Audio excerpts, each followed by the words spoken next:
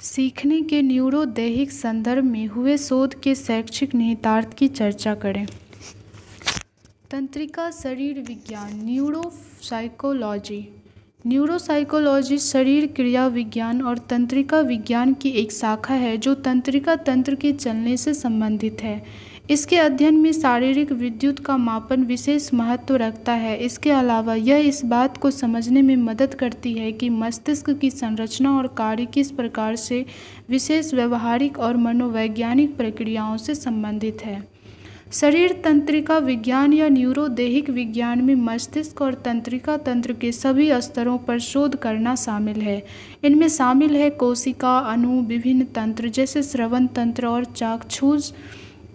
चाक्षुष तंत्र, दिमागी गतिविधियां और बीमारियां, मनोविज्ञान, कंप्यूटर विज्ञान, दर्शन शास्त्र, भाषा विज्ञान, मानव विज्ञान एवं आयुर्विज्ञान के क्षेत्र में हो रहे शोधों ने न्यूरोदैहिक विज्ञान के अध्ययन को एक नई दिशा प्रदान की है। तंत्रिका तंत्र के शीर्ष पर स्थित मस्तिष्क शरीर की सभी क्रियाओं को प्रत्यक्ष या अप्रत्यक्ष रूप से नियंत्रित करता है। इसकी रचना तथा कार्य प्रणाली सीखने की प्रक्रिया को नियंत्रित तथा प्रभावित करती है। शरीर तंत्रिका विज्ञान के संदर्भ में हुए विभिन्न शोधों ने यह सिद्ध किया है कि मस्तिष्क और केंद्रीय तंत्रिका तंत्र व्यवहार और अनुभूति के प्रमुख खिलाड़ी हैं। सीखने, स्मृति और ध्यान में इनकी महत्वपूर्ण भूमिका है। हर व्यवहार को तंत्रिका तंत्र नर्वस सिस्टम से संबंधित मानते हुए जैविक मनोविज्ञानी महसूस करते हैं कि व्यवहार को समझने के लिए मस्तिष्क ब्रेन की कार्यप्रणाली का अध्ययन समझदारी भरा है। तंत्रिका तंत्र किस प्रकार सूचनाओं का किस प्रकार निरूपण करता है, कैसे उनका प्रसंस्करण करता है और कैसे उनको रूपांतरित करता है, इसका अध्ययन बच्चों में भाषा, अवगम, परसेप्शन, स्मृति, ध्यान, अटेंशन, तर्कना, रीजनिंग तथा संवेग के विकास, इमोशन को समझने में मदद करता है। उसके बाद नेक्स्ट क्वेश्चन है, अभिप्रेरणा से क्या समझते हैं? सीखने में अभिप्रेरणा की क्या भूमिका है? तो अभिप्रेरणा व्यक्ति के अंदर एक ऐसी ऊर्जा उत्पन्न करती है जिसे हम लोग मोटिवेशन भी कहते हैं। अभिप्रेरणा व्यक्ति के अंदर एक ऐसी ऊर्जा उत्पन्न करती है जिसके परिणाम स्वरूप व्यक्ति किसी कार्य विशेष को करने के लिए प्रेरित हो जाता है। अतः इस रूप में अभिप्रेरणा एक प्रक्रिया के रूप में कार्य करती है जो पहले भावनात्मक रूप में जन्म लेती है, फिर वही ऊर्जा का रूप धारण कर लेती है। अभिप्रेरणा अंग्रेजी के मोटिवेशन शब्द का हिंदी रूपांतरण है जिसकी उत्पत्ति लैटिन भाषा मोटम से हुई है जिसका अर्थ है मूव, मोटर, मोशन अर्थात गति या क्रिया।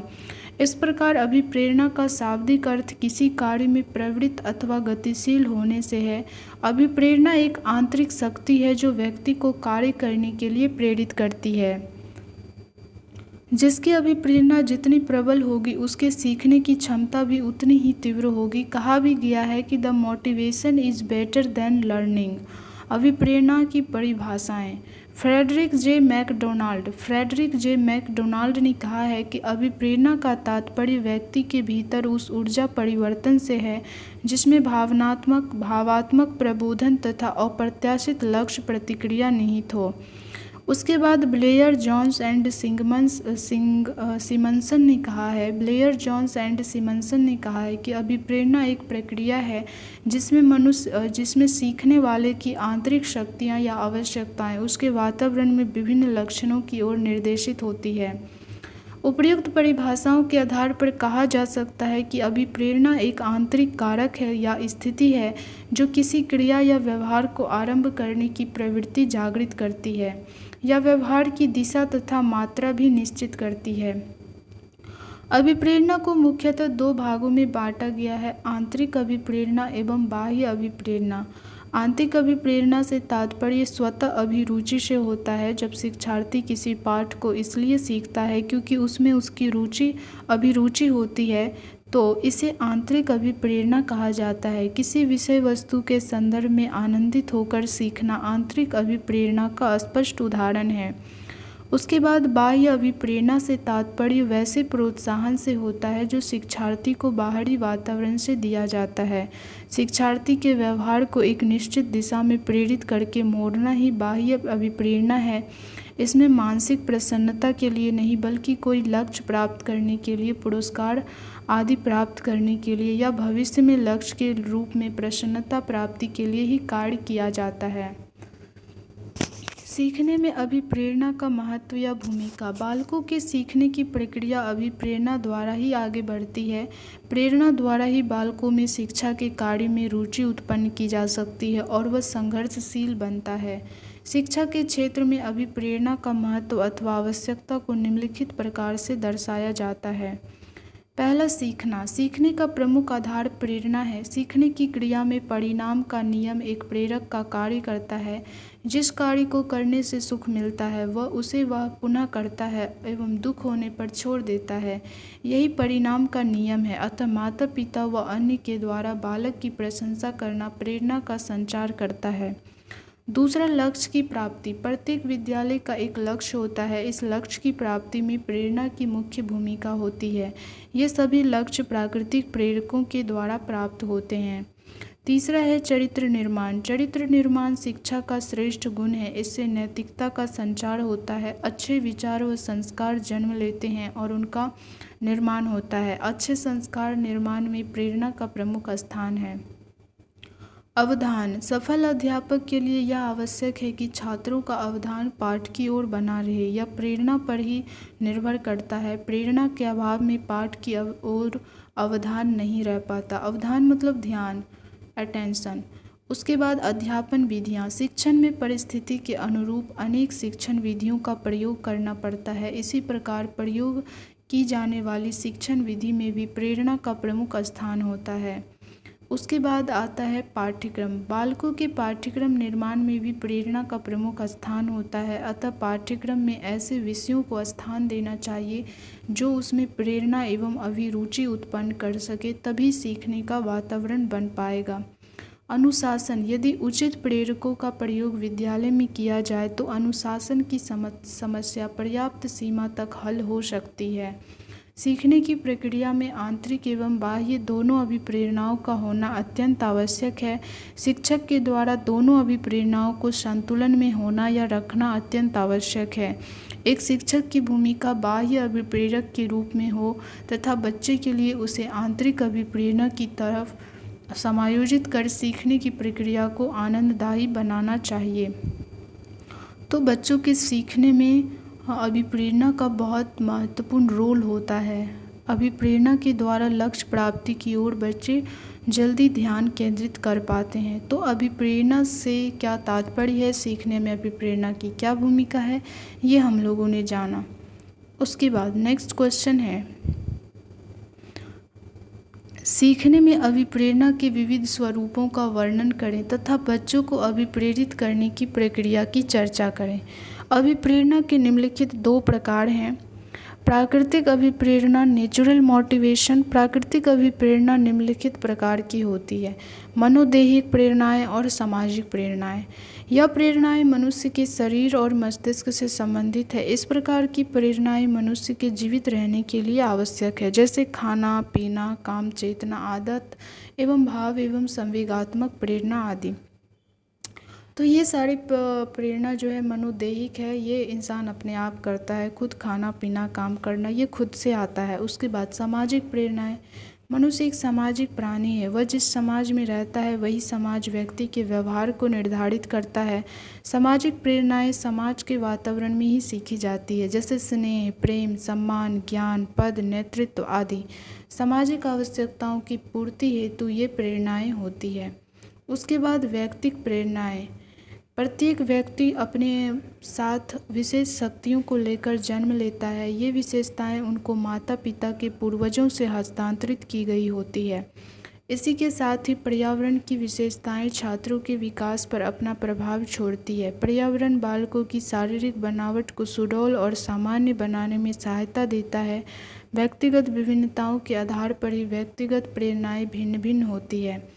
इसके अंतर्गत रुचियाँ, दृष्टिकोण, स्वधर्म तथा नैतिक मूल्य आदि है। तो ये सारी जो चीज़ें थी वो प्राकृतिक अभिप्रेरणा के अंतर्गत आ गई। अब कृत्रिम अभिप्रेरणा है, आर्टिफिशियल मोटिवेशन। कृत्रिम प्रेरणाएं निम्नलिखित रूपों में पाई जाती है, जैसे दंड एवं पुरस्कार। विद्यालय के कार्यों में विद्यार्थियों को प्रेरित करने के लिए इसका विशेष महत्व है। दंड एक सकारात्मक प्रेरणा होती है जिससे विद्यार्थियों का हित होता है। दूसरा, पुरस्कार एक स्वीकारात्मक प्रेरणा है। यह भौतिक, सामाजिक और नैतिक भी हो सकता है। यह बालकों को बहुत प्रिय होता है, अतः बाल शिक्षकों को सदैव इसका प्रयोग करना चाहिए। सहयोग, यह तीव्र अभिप्रेरक है, अतः इसी के माध्यम से शिक्षा देनी चाहिए। परियोजना विधि का प्रयोग विद्यार्थियों में सहयोग की भावना जागृत करता है। लक्ष्य, आदर्श और सौद्देश्य प्रयत्न, प्रत्येक कार्य में अभिप्रेरणा उत्पन्न करने के लिए उसका लक्ष्य निर्धारित होना चाहिए। यह स्पष्ट, आकर्षक, सजीव या विस्तृत एवं आदर्श होना चाहिए। उसके बाद अभिप्रेरणा में परिपक्वता। विद्यार्थियों में अभिप्रेरणा उत्पन्न करने के लिए आवश्यक है कि उनकी शारीरिक, मानसिक, सामाजिक एवं आर्थिक स्थिति को ध्यान में रखा जाए, जिससे कि वे शिक्षा ग्रहण कर सकें।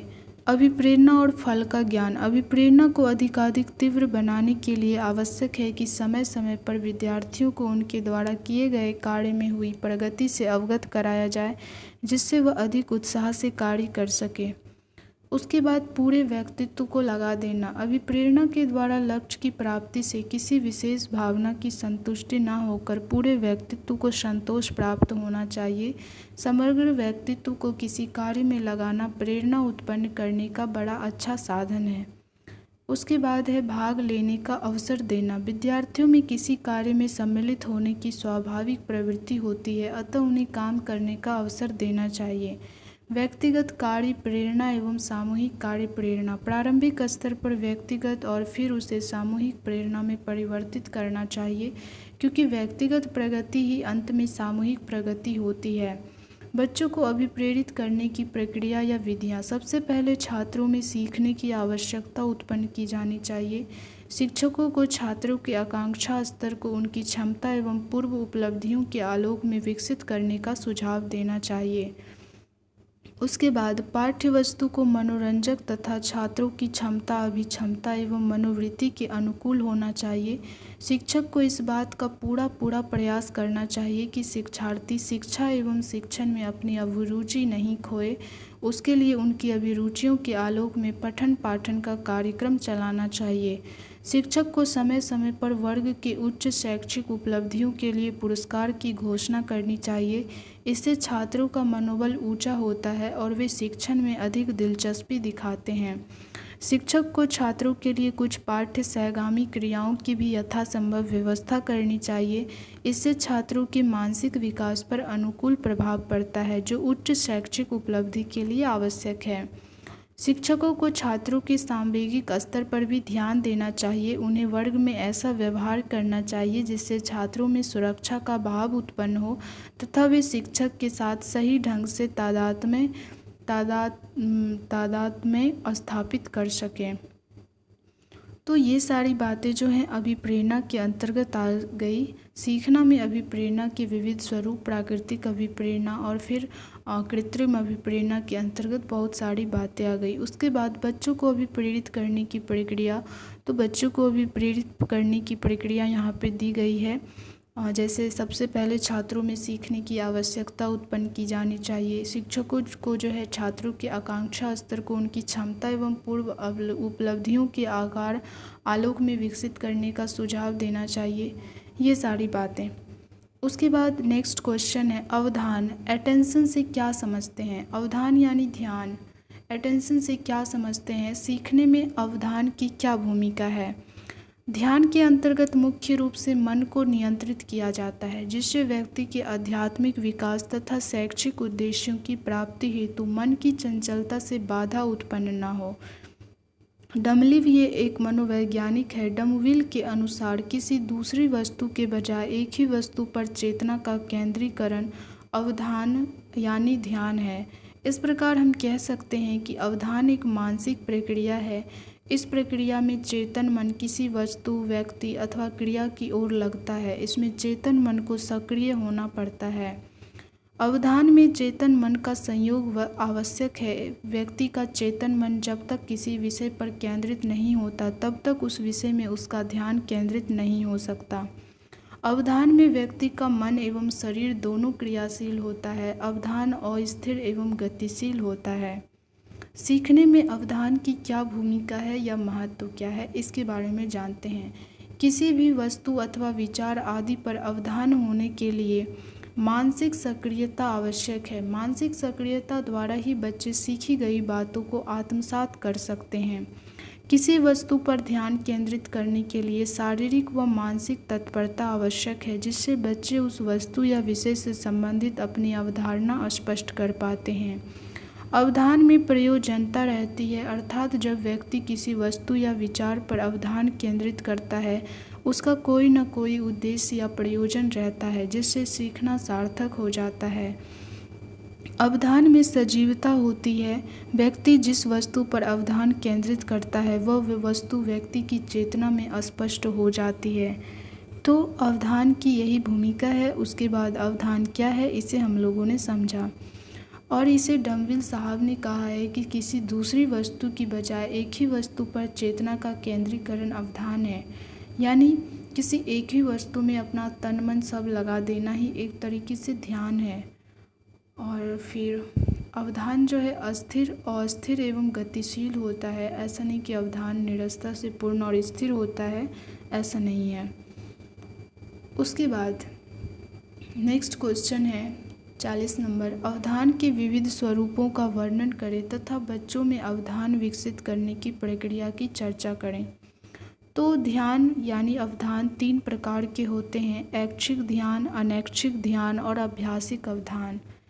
ऐच्छिक ध्यान वॉलंटरीली अटेंशन क्या है, इसमें व्यक्ति की इच्छा की प्रधानता होती है। वह अपनी इच्छा से जानबूझकर किसी वस्तु पर चेतना को केंद्रित करता है, जैसे पढ़ना, खेलना।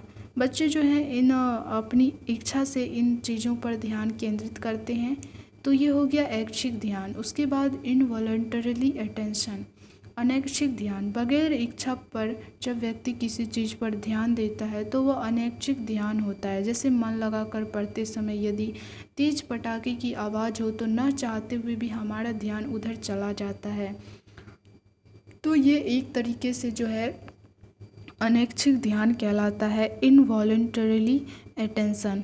उसके बाद अभ्यासिक ध्यान, हैबिचुअल अटेंशन। इस तरह के अवधान में व्यक्ति का ध्यान किसी वस्तु की ओर जाना उसकी आदत, शिक्षा, पैसा या प्रशिक्षण आदि के कारण बिना किसी प्रयास के ही अपने आप चला जाता है। जैसे शिक्षक का ध्यान किसी विद्यालय या कॉलेज के नाम के साइन बोर्ड पर चला जाना। मनोविज्ञान के छात्र का ध्यान मनोविज्ञान की पुस्तक की ओर जाना। पान खाने वाले व्यक्तियों का ध्यान पान की दुकान की ओर जाना अभ्यासिक अवधान की कुछ उदाहरण हैं। उसके बाद बच्चों में अवधान विकसित करने की प्रक्रिया अथवा बच्चों का ध्यान केंद्रित करने की उपाय। प्रायः हम सभी देखते हैं कि जिन तथ्यों, विषयों एवं क्रियाओं में शिक्षार्थियों की रुचि होती है उनके सीखने में उनका ध्यान भी केंद्रित होता है। अतः हमें सर्वप्रथम पढ़ाए जाने वाले विषयों एवं सिखाए जाने वाली क्रियाओं के प्रति रुचि विकसित करनी चाहिए। उसके बाद शिक्षा में ध्यान को उपयोगी बनाने के लिए शिक्षक को चाहिए कि वह सरल शब्दों का प्रयोग करे। कठिन शब्दों से बच्चे का ध्यान बढ़ता है। उसके बाद बच्चों को समझकर उसके अनुरूप शिक्षा देनी चाहिए। शिक्षक या प्रशिक्षु को अपने विषय का पर्याप्त ज्ञान हो। शिक्षण के समय प्रशिक्षु बच्चों का मनोरंजन अवश्य करे। इससे बच्चे ध्यान केंद्रित करने लगते हैं और थकते नहीं हैं। पाठ पढ़ाते समय उसके महत्वपूर्ण अंशों को लिखाते रहना चाहिए। इससे बच्चे उच्चारण एवं वर्तनी का ध्यान रखते हैं। इससे शुद्ध लेखन की आदत बन जाती है। विषय वस्तु से संबंधित वस्तुओं जैसे मॉडल, चार्ट, मानचित्र आदि को सम्मिलित करें। इससे बच्चे का ध्यान उस विषय पर केंद्रित होने लगता है। बच्चों की व्यक्तिगत कठिनाइयों को जानकर उन्हें दूर करना। पाठ को छोटे छोटे भागों में विभक्त कर पढ़ाने से बच्चों का ध्यान शीघ्र केंद्रित होता है। उसके बाद समय समय पर चिकित्सा से बच्चों का निरीक्षण करवाते रहना चाहिए। अस्वस्थ ज्ञानेंद्रियों से ध्यान भंग होता है। शारीरिक शिक्षा एवं शिक्षा में विभिन्न खेलों द्वारा ध्यान का उपयोग किया जा सकता है। विभिन्न वस्तुओं का चयन बच्चे की रुचि के अनुसार करना चाहिए, जिससे वह इन वस्तुओं की ओर ध्यान केंद्रित करता है। बच्चों को थकान का अनुभव नहीं होने देना चाहिए। इससे बच्चों में अरुचि उत्पन्न होती है। समय समय पर बच्चों को पुरस्कार देकर या प्रशंसा कर उन्हें प्रोत्साहित करना चाहिए। तो इस तरीके से जो है बच्चे पढ़ने पर ध्यान केंद्रित करेंगे और सीखने पर अपने अवधान का प्रयोग करेंगे और बने रहेंगे। उसके बाद नेक्स्ट क्वेश्चन है स्मृति। मेमोरी से आप क्या समझते हैं? सीखने सिखाने में इसकी क्या भूमिका है एवं इसके शैक्षिक निहितार्थ की चर्चा करें। तो ये सबसे लास्ट क्वेश्चन है कि स्मृति क्या है और इसके सीखने सिखाने में इसकी क्या भूमिका है, इसके शैक्षिक निहितार्थ को बताना है। प्रायः देखा जाता है कि जब कोई बच्चा किसी बात को आसानी से सीख जाता है, याद रखता है और पुनः स्मरण कर लेता है तो अक्सर हम सभी कहते हैं कि अमुक बच्चे की स्मरण शक्ति अच्छी है। इस प्रकार अच्छी स्मरण शक्ति से हमारा अर्थ सीखना, याद करना तथा पुनः स्मरण है। मनोवैज्ञानिकों के अनुसार अचेतन मन में संचित अनुभवों को चेतन मन में लाने की क्रिया को ही स्मृति कहते हैं। जैसे जब कोई घटना व्यक्ति देखता है तो यह घटना अपने पूर्ण अथवा अंश रूप में उसके अचेतन मन में संचित हो जाती है। किसी कारणवश जब व्यक्ति को इस घटना की याद आती है तो उसे याद दिलाई जाती है तो उक्त घटना पुनः उसी रूप में उसके चेतन मन में आ जाती है। वुडवर्थ के अनुसार स्मृति सीखी हुई वस्तु का सीधा उपयोग है। वुडवर्थ ने कहा है कि स्मृति जो है सीखी हुई वस्तु का सीधा जो है उपयोग है। सीखने सिखाने में स्मृति की भूमिका एवं शैक्षिक निहितार्थ। तो स्मृति एक मानसिक प्रक्रिया है जिसके अंतर्गत व्यक्ति सूचनाओं को संरक्षित रखता है। जब हम किसी विषय को समझ लेते हैं और सीख लेते हैं तब मस्तिष्क इनकी सूचनाओं का भंडारण कर लेता है और इन सूचनाओं का पुनरुद्धार सामान्यतः प्रत्यावन रिकॉल के रूप में होता है। एक प्रकार से सूचनाओं के द्वारा न सिर्फ हमें ज्ञान प्राप्त होता है बल्कि वह हमारी स्मृति में संरक्षित भी रहता है। किसी भी प्रकार की कक्षागत सीखी गई बातों को आत्मसात करना आवश्यक रहता है तथा सीखी गई बातों को छात्र स्मृति के माध्यम से ही मस्तिष्क में उसका भंडारण करते हैं। अधिगम या सीखने लर्निंग प्रक्रिया के समय विशेषकर स्मृति का उपयोग होता है। छात्र सीखने सिखाने की प्रक्रिया में प्रतीकों, सिंबल्स, शब्दों एवं उनके अर्थों तथा उनके पारस्परिक संबंधों और सूत्रों का भंडारण करता है और इसी स्मृति के आधार पर वह प्रतीकों एवं उनके अंतर संबंधों का उपयोग करता है। व्यक्ति जो कुछ भी स्मरण करता है जैसे परिचित लोगों के चेहरे, वस्तुओं का रंग, रूप या कोई घटना, वे उसकी स्मृति में ही भंडारित होते हैं। हम एक बार जब विषय वस्तु को अच्छी तरह समझ लेते हैं या किसी घटना की क्रिया को एक बार ठीक से समझ लेते हैं तो प्रायः उसे भूलते नहीं हैं। फिर भी कई बार हम कुछ महीनों या वर्षों में भूल भी जाते हैं, उनकी विस्मृति हो जाती है। इस प्रकार सीखने सिखाने की प्रक्रिया में स्मृति की भूमिका अत्यंत महत्वपूर्ण है। विभिन्न शैक्षिक शैक्षिक क्रियाकलाप सिखाने के बाद हमारे स्मृति पटल पर अंकित हो जाते हैं जिन्हें हम फिर भूलते नहीं हैं। तो यही है स्मृति। इसके बाद एंड हो जाता है हमारा S2। ये 40 क्वेश्चन हम लोगों ने किए संज्ञान, सीखना और बाल विकास के अंतर्गत।